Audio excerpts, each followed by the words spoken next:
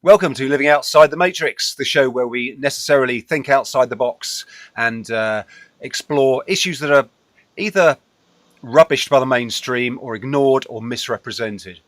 Hi there, my name is Nigel Howitt, and on the show this week we're going to be talking about our freedom, or rather maybe our lack of freedom. It's a great pleasure to have as a guest on the show this week Etienne De La Boetie, and this is a pen name for the author of a fabulous book called Understanding Our Slavery. So Etienne, welcome to the show, mate. Nigel, it's great to be with you and your audience. Fantastic. Etienne, maybe you can just kick us off with a really brief sort of, have you always been on this sort of path and interested in our freedom and these big questions, or did something kick you into it? Did a personal experience jar you into this sort of quest? So I think it started with libertarianism and Ron Paul. And so when I was in college, we had to go see Ron Paul speak. I wasn't excited to be doing it. I was supposed to be doing something else that day, but we had to go listen to this third party guy that was talking about liberty and freedom. And I was skeptical when I walked in, but after about 25 minutes, I was like, I've never heard a politician that made so much sense. And so I kind of realized that I was a libertarian. I go, I guess I'm a libertarian, and I never really knew it because I never really knew that there was such a thing because I believe it was being hidden from me. And once I kind of understood that there was an option that was pro-freedom, pro-liberty, pro-free market, pro-free enterprise that also honored kind of the social freedoms of live and let live. If you're not harming anybody, then nobody should be harming you. Yep. And so politically, I realized I was a libertarian. Ultimately, I realized that I was a voluntarist, which is kind of the rebranding of the word anarchist, which just doesn't mean that you favor chaos. It means that you favor no rulers. And so once I realized that political authority was illegitimate and illogical and didn't really work the way it was, then I became kind of a voluntarist. And then the book, Understanding Our Slavery, is really my attempt to kind of share not just the message of voluntarism and individual liberty and freedom, but also to expose how government has been used not to ever really protect life, liberty, and property, but government has always been used to rob and enslave. And because I don't have the ability to rob you, Nigel, or make up rules for Nigel myself, then it's absolutely positively impossible for me to delegate a right that I do not have myself to a representative or to a government. Absolutely. And so if the government didn't get the right to do everything that it does from we the people because they can't delegate rights they don't have, then where did it get the ability to do it? And so as far as my research and scholarship has led me to believe is that it's been a scam from the beginning. Absolutely. And that government is really a template that is given to the population to tell them why they get to be ruled and how to be ruled. And this is the rituals that we do that supposedly justify it. And it's a mythology that they slide to the kids in mandatory government schools where a government teacher teaches them that it's legitimate, that this small group of people gets to rule, dominate, tax, control, make up rules for. Yep. And so what I'm trying to do is expose it in a way, in a low-cost picture book, where people can very, very rapidly come to understanding on how the system works, who's behind it, how they control the media. And my other thesis in the book, in addition to, is it's the government and the media working together. So once you realize that there's a man behind the curtain, it's kind of harder for you to get fooled. And so I'm explaining to people how the man behind the curtain does what he does and controls every screen and deceives every audience. Yeah. I kind of like the way with your book, you touch on the point. I like the way you refer to it as organized crime. Is it intergenerational organized crime?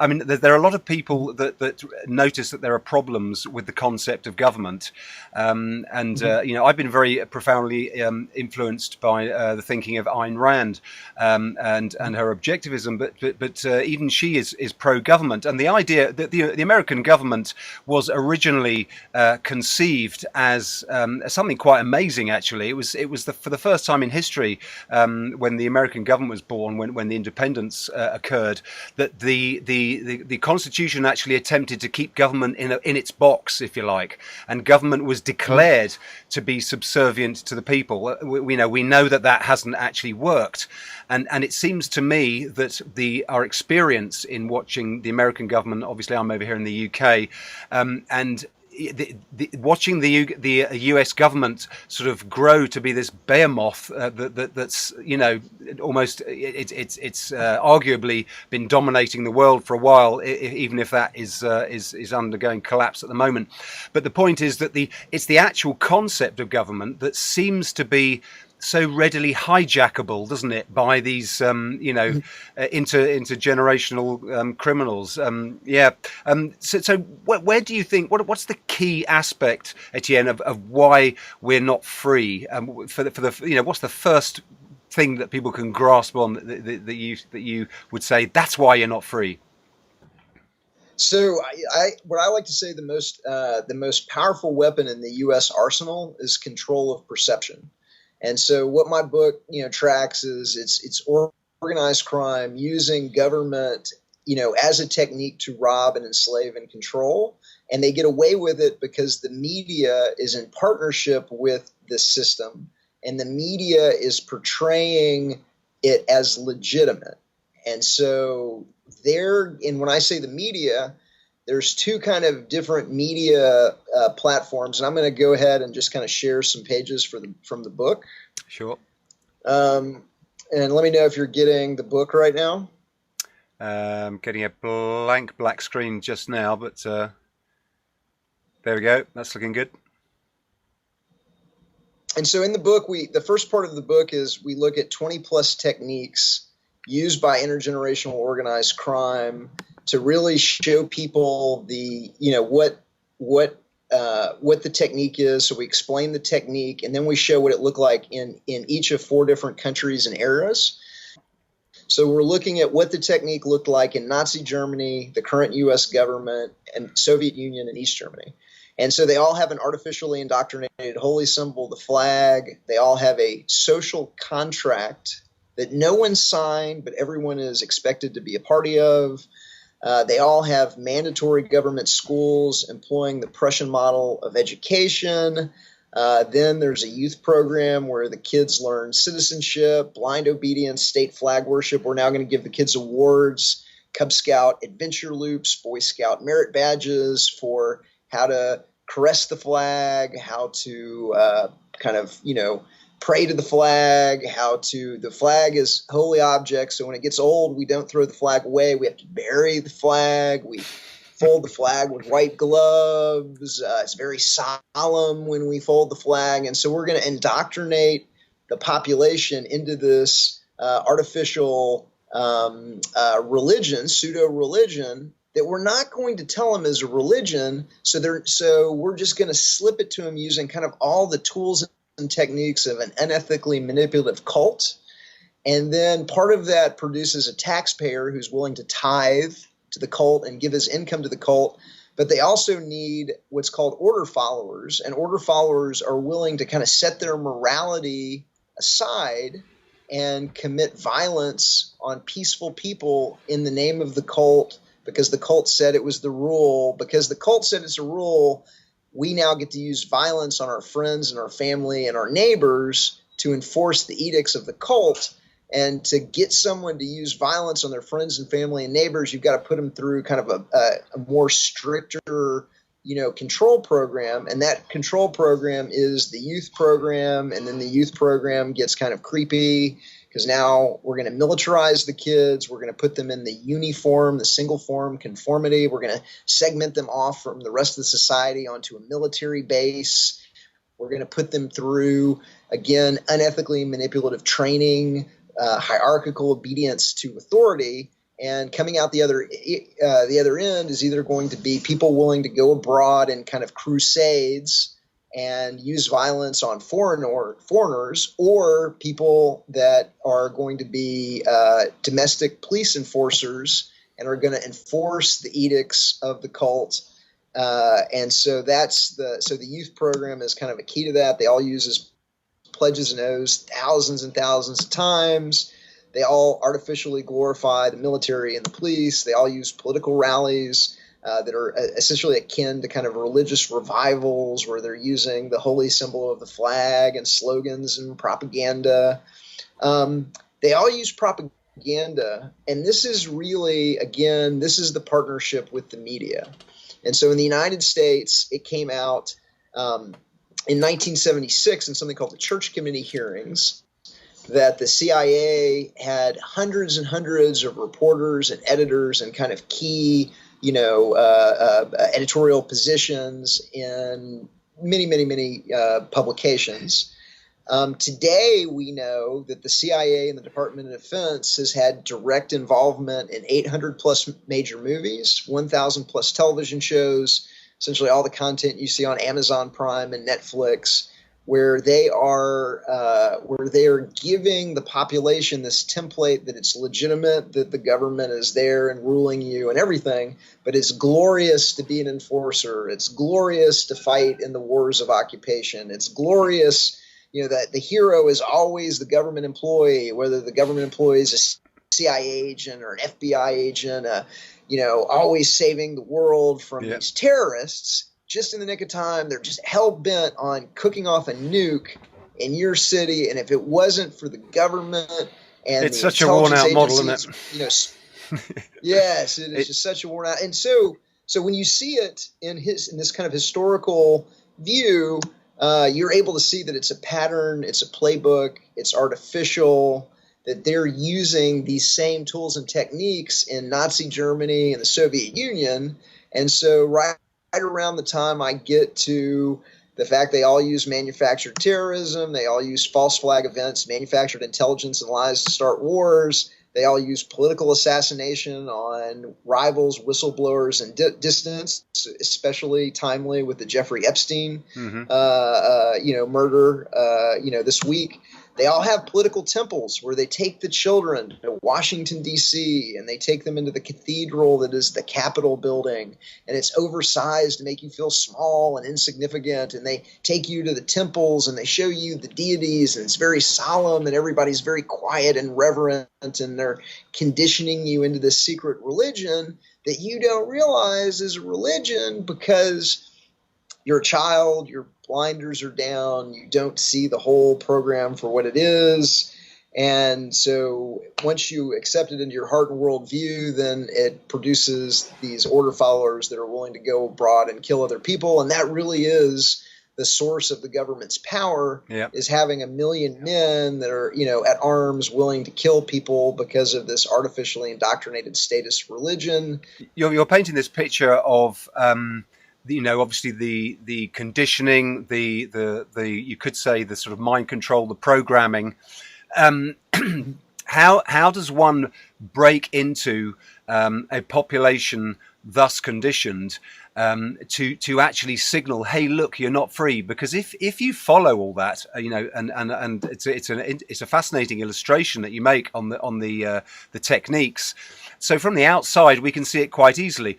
But to play sort of devil's advocate, if you're in there, if you're a victim of this conditioning, or if you or I were speaking to a victim of this conditioning, how would we break through that? Because it's almost as though a lot of people are not going to have any frame of reference to even grasp what we're saying, because we're sort of outside of that conditioning, if you like.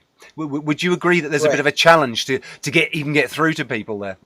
Without a doubt, and the fact that this organized crime system is running a debilitation program where they're trying to dumb down the population using mercury, aluminum phosphate, aluminum hydroxide in vaccines, using fluoride in the water, using educational methods like whole language and Common Core that they know don't work and produce, negative results, not teaching the trivium, not teaching logic, grammar, and rhetoric in the right sequence so that people can have that firewall for the brain. Not teaching us how to think. I mean, this is, it's unbelievable in mainstream education, or, in all of the schooling that you get here in the UK. I can't speak for the States, but there's absolutely no guidance on how to think, which is, arguably our number one survival strategy. It's the essential life skill that all human beings absolutely have to have, is to develop their conceptual faculty.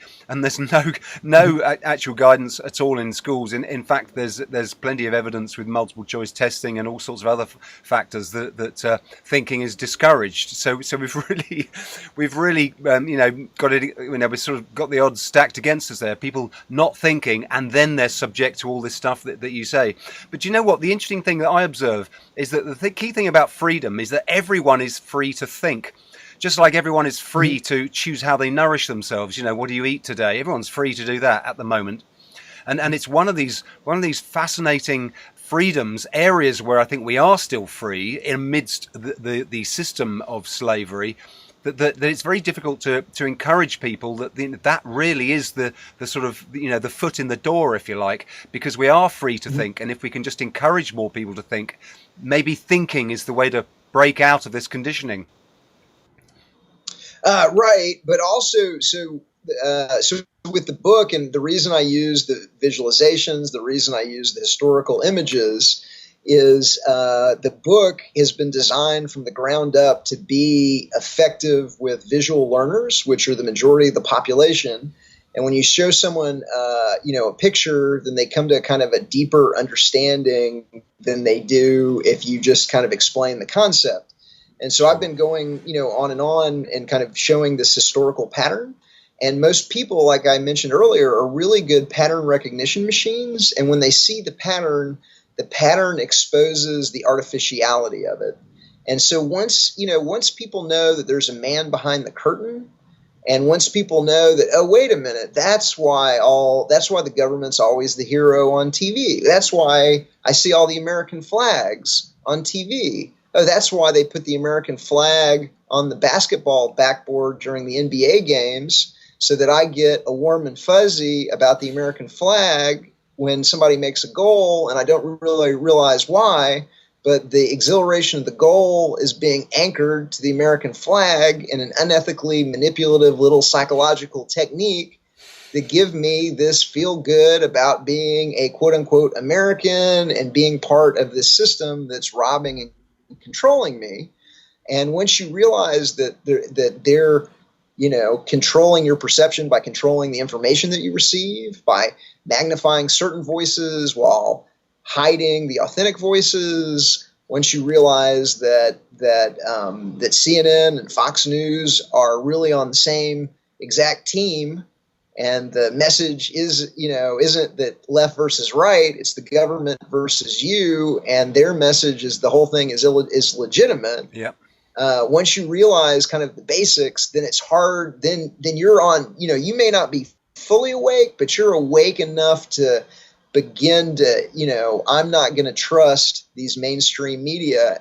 I'm not going to trust the mainstream media anymore. I'm looking for alternatives on the self-directed internet. I'm developing my discernment. And so the book has been designed to do that by revealing these kind of historical patterns of how the control system works. Yeah. And I'll just finish up, and then I'll show you some specific examples. So some of the other techniques are they all use monopoly government fiat money that steals the value secretly from the population. That's how they're able to buy up the media and consolidate the media and the internet companies into deception and distraction. They all spy on the citizens, which is how you know they're good people. They all use torturous policy, which is how you know they're good people. They all run secret prisons, for-profit prisons for victimless crimes, concentration camps, and black sites, which is how you know they're good people. And so generally, when I get to kind of this section of the book, the end of this book, I've had people like just boom come to insight almost immediately, where I've had people kind of freak out. I've had people get very upset and visibly distraught when they realize that we're using the same techniques as the Nazis. And so I believe that is an effective way to do it. And then I'm trying to, and then in the middle part of the book, again, I'm doing kind of like deeper dives. And to go back to the pattern recognition, you may or may not have noticed that the mainstream media is using religious symbolism in their propaganda because they're slipping you the secret religion. But if I show you 36 examples of halos and penumbras and Bush in front of the cross, or then all of a sudden the brain goes, hey, I see the pattern, I recognize that as artificial, and then kind of the game, to a certain degree, the game is up, and at least the person is aware that this technique is being used. And now when they see it, they're not going to have a warm feel good. They're going to be like, oh, they're using religious symbolism on me to try and get me to be a cult member. I can see the merit in people obviously recognizing these systems of control. But how do you think the average person actually perceives that they're not free? So I get what your book's doing, and I think that's a great idea to engage people visually, if you like. But for people out there that maybe haven't seen the book, or maybe not even haven't read the book, how will they? What's the first thing, do you think, that they will start to perceive easily if you say that they're not free? I mean, the first example that springs to my mind is the monetary system. As you've said, obviously we're taxed to some colossal rate over here in the UK. When we consider we're taxed on our wages, we're taxed on our purchases, we're taxed on almost everything, and it compounds. So you've got taxation, you've got the hidden taxation of inflation, of course, from controlling the money. So you can easily show people, hey, look, you're not free because you're being robbed. I mean, that's not freedom. You're not financially free. Are there any other key areas that strike you as being like, oh my goodness, that's a good one to sort of throw in people's faces? I have great success in kind of showing people these media ownership charts, and I'll just kind of like skip ahead. Yep. And I gave you kind of like an example earlier where, it's one thing if I tell you that there's a small handful of companies controlling hundreds and hundreds and hundreds of subsidiaries to give you the illusion that you have a diversity of information sources. Yep.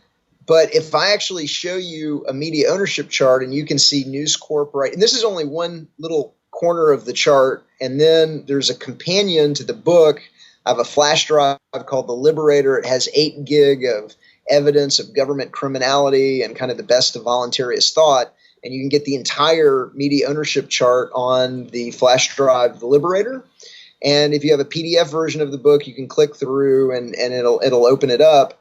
But once you realize, oh, okay, here's News Corp, and they own 175 newspapers, including the New York Post and the News International and News of the World and the Sun and the Sunday Times and the Times and and all of a sudden, and they own satellite properties, and they own magazines, and they own internet, and they own programming, and they own theme parks, and they own movie store theater chains. All of a sudden, you can kind of see it in a kind of different light, and you realize, hey, they're controlling the information I receive. And then you're like, once you realize how they kind of do it, it takes the power away from the weapon. And I have a real key quote that I'm going to read to you right now, which came from the CIA, declassified, a research paper that they did, and it's called Deception, Maxims, Fact, and Folklore, where they reveal some of their little tricks, and they say, deception becomes more difficult as the number of channels of information available to the target increases. However, within limits, the greater the number of controlled channels, the greater the likelihood the deception will be believed. And so if we give you 500 channels, and you turn the channel and they're all saying the same thing, well, you're like, oh, well, that must be the way the world is. unless you understand that those 500 channels and the newspapers and the magazines are really just a tiny handful of companies running hundreds of subsidiaries working together as a cartel to give you a worldview that allows them to steal your money and boss you around and wage wars and commit these heinous crimes. And so the first thing I like to do is explain to people how the media system works. And then once they realize that the information that they've been getting has been tainted, then they're kind of, at least they understand how it was done, and now they're kind of more open to, oh, okay, now I see why I think these things the way I think. Now what have they been hiding from me? So first, you got to explain to people how they did the trick, and then how they did the trick exposes the trick. I always think it's a little bit of a shame that sort of capitalism and big business gets the blame for this, because I totally agree with this concept that you're clearly explaining here is fantastic. The fact the media is controlled, big business in league with the regulators and the government. But I think a point that's often missed is that the bully in the room is the government. And of course, that's exactly where you're targeting.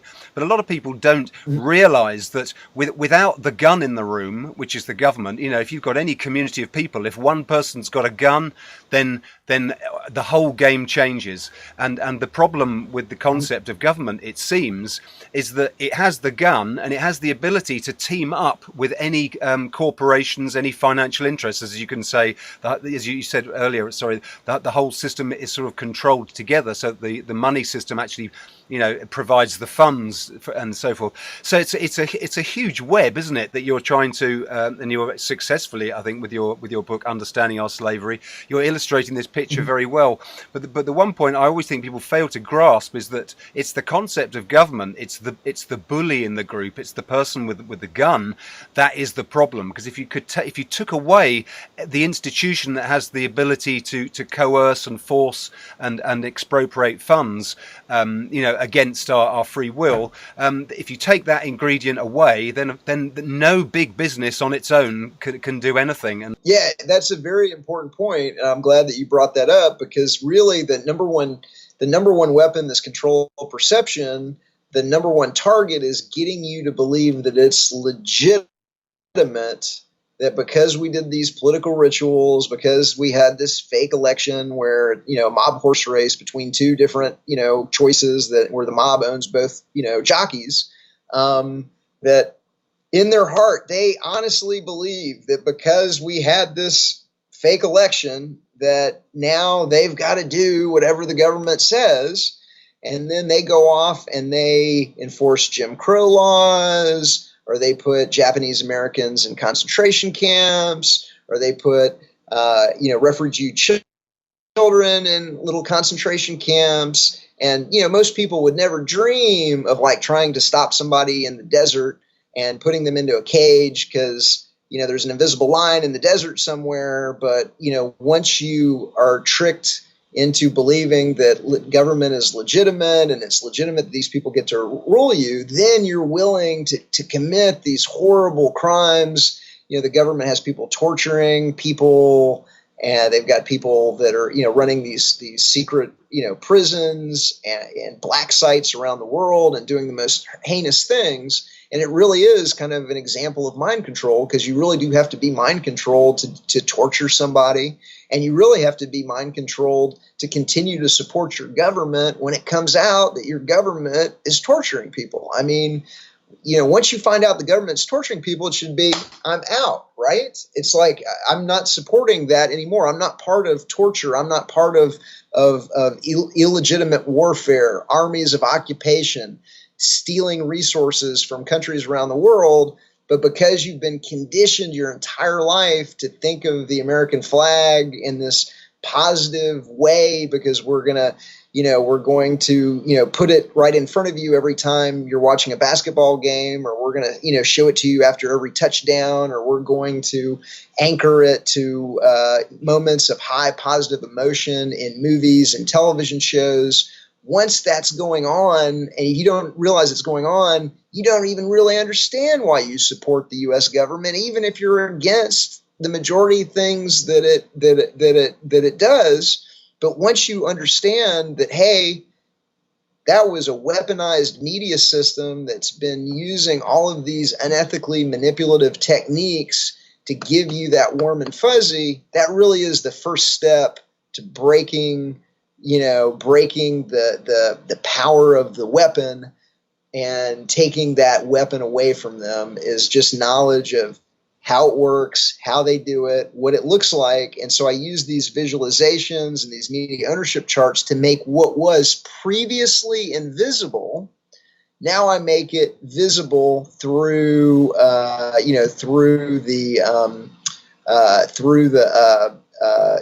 through these visualizations. I'm going to give you one more example of what I mean by kind of making things visible. This is a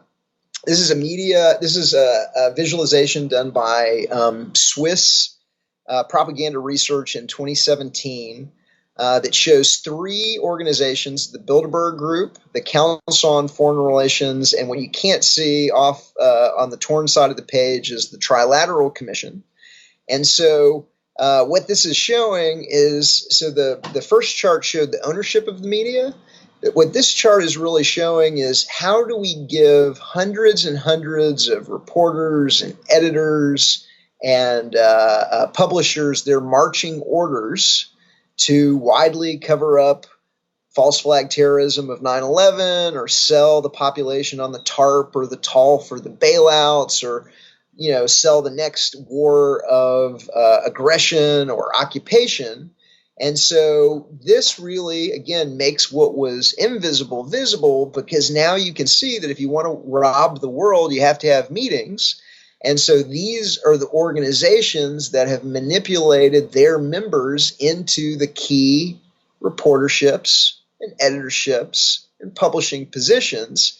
And these two organizations, Bilderberg and Council on Foreign Relations, are in the news this week because of the Jeffrey Epstein quote unquote suicide, where Jeffrey Epstein was a member of the Bilderberg Group, and Jeffrey Epstein was a member of the Council on Foreign Relations, and Jeffrey Epstein was an organized crime figure that was running a blackmail operation on the largest political figures in the world, to be able to control them in a way that, by getting, by using pedophilia and catching them, on camera and these kind of acts.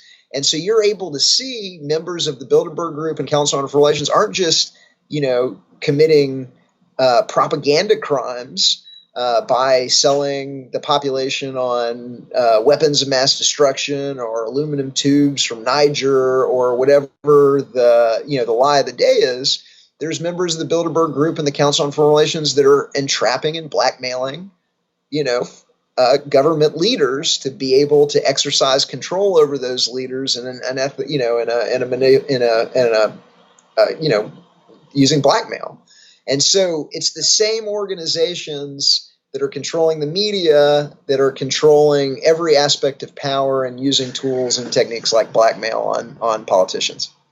I guess it's important to make the distinction of the concept of government versus specific examples. But and this is something that's been argued to me in the past, that we can't knock the concept of government just on the basis of a bad example.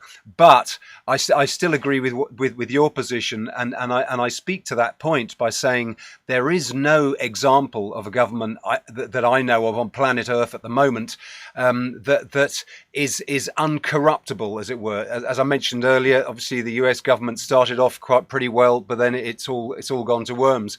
And so it is important to recognise that it's this concept of government, this vehicle, this institution that has the power within a certain geographical region. It has the monopoly on the initiation of the use of force. And this really is the danger. This is the gun in the room that I mentioned earlier. And it's interesting because I wonder if you'd agree with this, Etienne. And the root of freedom, as I see it, is non-coercion. As soon as men back away from coercing each other, if nobody was coercing you from acting on your judgment, no one was coercing me or preventing me from acting on mine, etc., with everybody, if no one was prevented from acting on their own judgment, then there would be freedom. That is the definition of freedom. Oh, absolutely. So we're all born free, but everywhere we're in chains. And most of the chains are the mental slavery that it's legitimate that some people get to use violence on other people because we had a fake election or because we had a coronation or, and I think this intergenerational organized crime system goes back to monarchy. And the original Etienne De La Boetie was a French political philosopher that wrote in the 16th century, where he was really the first to chronicle the tools and the techniques that the monarchs used to create, not just obedience in the population, but really fealty. The idea that, it's legitimate that we're ruling you and that you should be happy that you have this king and he's a descendant of God and he rules because it's the divine right of kings. And the only reason he's on the throne isn't because he was willing to use violence in a way that other people weren't. It's because God endowed him on the throne. And so when that system began to lose its luster and people began to have their doubts about the divine right of kings, and we had the Reformation, and we had the Enlightenment, the Age of Enlightenment, then they really needed to have a different, template to give the people of why it's legitimate that we rule you.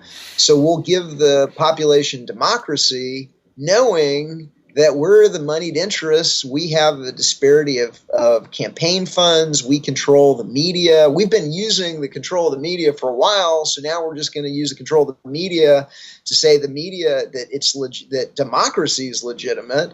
It was the divine right of kings, but now the media is going to tell you that democracy is legitimate. And then because we are organized crime, because we are willing to lie, cheat, steal, rob, blackmail, political assassination, murdered, people like Jeffrey Epstein and in their holding cell, because we are willing to do the things that other people don't, then we'll easily rig the outcomes of elections using, this disparity of campaign funds, using control of the press. Now they use unauditable black box voting machines, that are unauditable, to say, oh, we had an election and we won the election and now we get to rule you. Well, let me see the ballots. Oh, we don't have ballots. We're just going to show you some ones and some zeros that this little, black box kicks out that says we get to rule you and control you and take your money. Yeah, it's tragic, isn't it? I mean, electronic voting really is. I mean, like, if people don't wake up to the fact that they're being duped with electronic voting, then there really is no hope. But it's interesting. I mean, democracy, as you said, democracy is the latest sort of golden boy, isn't it? Democracy is bloody marvelous, when in fact it's just mob rule. The idea that any numerical majority can inflict its will, coerce other people to follow their policies is absolute nonsense. And it's interesting that when you get people on a personal level, if you had a room full of people, there's half a dozen of you, and if you illustrated the fact that, well, if 4 of us decided to gang up and and nick the other two's money or in any way abuse them or whatever, people would instantly see that that's horrific and that's wrong. And yet that's exactly what democracy is. Democracy is 2 people beating up one person, I should say. I mean, it's just, and yet that this you so clearly in your book as well, I love the way you illustrate the fact that the propaganda has been so relentless and so wall to wall and so pervasive for so long that most people don't even spot it. Most people just think it's normal, and this concept of government.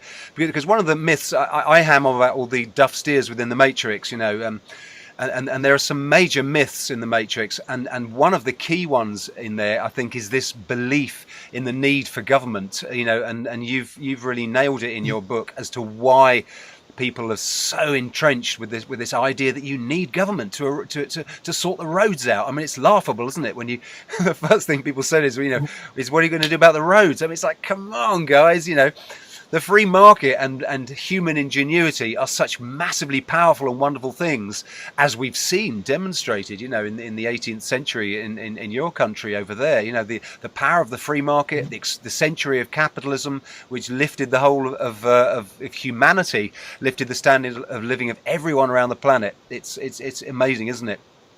So where else can you take us then through the book, Etienne, to show again, illustrate the fact that we are not free? Because most people out there that have swallowed all this crap all their lives, they still think they're free. And this is what I find in conversations with people, is that they sort of look at you like, what? We're not free? Are you sure? Because they're so sort of in the maze that they don't quite see it. How do we approach that? So the book and the flash drive, the Liberator, and so I think I mentioned the book is backed up by a flash drive that we call the Liberator. And let me kind of show people what that looks like here for a second. And so the question is, how do you widely expose this when organized crime is controlling every screen and deceiving every audience? And so you have to be able to get around their propaganda system. So the book is backed up by this credit card sized flash drive that we call the Liberator. And the book and the Liberator are being designed for widespread distribution to be able to achieve what I call, or what's known as, the 100th monkey effect. And so what my thesis is that we can expose this system, but you have to give people, a physical book. It has to be a picture book so that you increase the amount of people that will engage with it. And then you have to back it up with the evidence in a variety of formats. Some people like documentaries, some people like books on PDF, some people like podcasts, some people like memes.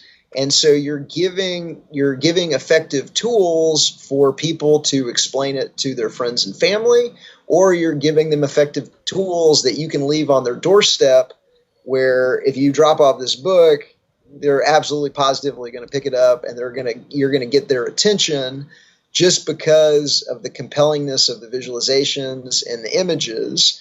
And then the final piece of it is that you have to have a population that is kind of somewhat amenable to it. And so here in the United States, we're concentrating, libertarian and voluntarists are concentrating in the U.S. state of New Hampshire, where 24,000 libertarians, voluntarists, anarchists have committed to move to New Hampshire and exert their efforts towards minimizing government and probably getting rid of it altogether. And there's 24,000 that have committed to move. There's 5,000 on the ground right now, and so they have the political and social networks needed for societal change. And so we think we can accelerate what they're doing by creating the most effective books and flash drives and content that will take them from 0 to 60 as fast as humanly possible. And we're doing that by taking the understanding of the way people learn, the fact that most people are visual learners, and we're using the visualizations and we're using the media ownership charts to make what was invisible to them before visible, and to give them the basics. And then the flash drive, half of it is evidence of the government's criminality and how they're stealing trillions of dollars, trillions missing from the Pentagon, 6.6 billion missing from the cash they flew into Iraq, the TARP, the TALF, the bailouts where they transferred trillions of dollars to private banks and media companies through the bailouts. They're being robbed.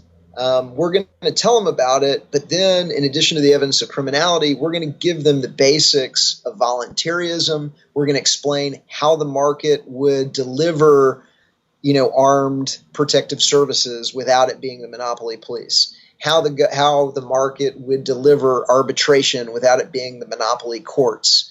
How that there would be prisons for bad people without there having to be a monopoly government running the prisons, and how that system would ensure that the protectors are only protecting life, liberty, and property, because that's a right that you have, and that's a right you can delegate to a security guard or to a night watchman.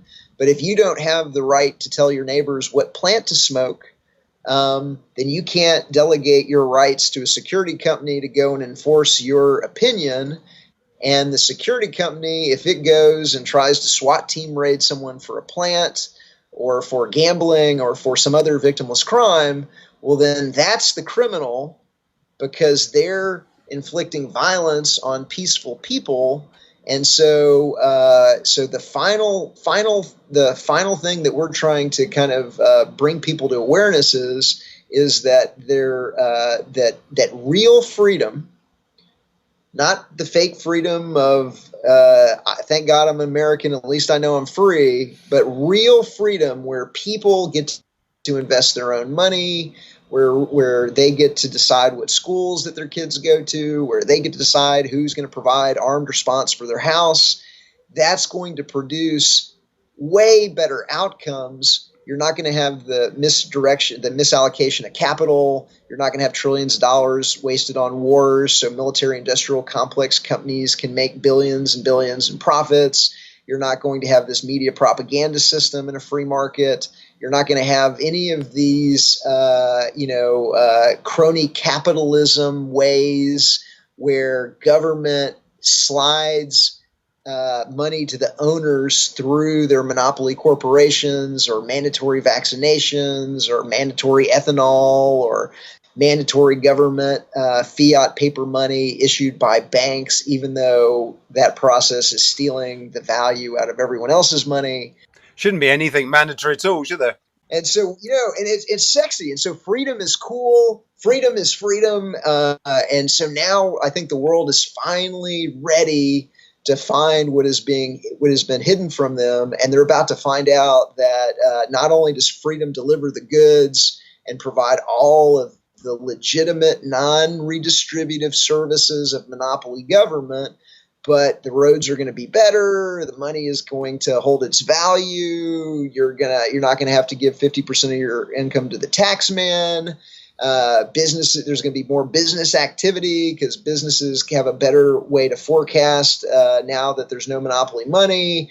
You're not going to have government granted monopolies that lock up innovation because of patents. You're not going to, we should be crazy, ridiculously wealthy if it wasn't for all the different ways that this organized crime system is stealing the value out of people's money or waging economic warfare against them by giving these cartel companies unlimited capital to consolidate their own industries, trade as a cartel, do bad things. All of that power, the crony capitalism power, falls away when the government can't, award winners and, can't, make winners and losers and the economy using stolen tax dollars. Now, capital will be allocated efficiently. The market will provide all of these goods and services, and the planet will be dramatically wealthier for it. And so we think the number one state to do it in is New Hampshire, and we want to create a laboratory of liberty where we have one state that's going in the other direction. Everybody else is going socialist. Everybody else is going big government. New Hampshire is the brightest light. It's the Achilles heel of statism globally. If we can show that freedom works in New Hampshire, I think it's going to be impossible to hide from the rest of the planet. If we can show that we can get rid of government in one geographical area, I think that victory would lead to, governments collapsing around the world and the idea of government collapsing. And so really what my efforts are with the Art of Liberty Foundation and the Pre-State Project is to create a laboratory of liberty in New Hampshire, work off with the amazing work that the Free State Project has already done, and really showcase that, hey, we've been rolling back these laws. We've been getting libertarians elected in New Hampshire, and now New Hampshire has one of the highest per capita incomes in the country. It has one of the lowest unemployment rates in the country. It's the number one state for business friendliness. It ranks high on quality of life. It ranks high on, it's very, very low. It's the lowest state of people living in poverty. It's the lowest state of children living in poverty. And so we're proving in New Hampshire that more freedom equals more wealth, more prosperity, and more harmony for all. Do you know what, though, Etienne? I think that there is one fundamental stumbling block that still needs to be addressed, because one of the as I look historically with the United States and its period of immense freedom, the 18th century, and as you said, the proof there that increase political freedom, increase economic freedom, and you get an explosion of trade and wealth generation and all this sort of stuff. But the Achilles heel has been the retention of the ethics of altruism, because even if we aspire to an ideal where we're free to act on our own judgment, if we still all hold that this ethics of altruism, which is basically the ethics that we have from religions and so forth, the ethics of self-sacrifice, this lends itself to the idea of tithing.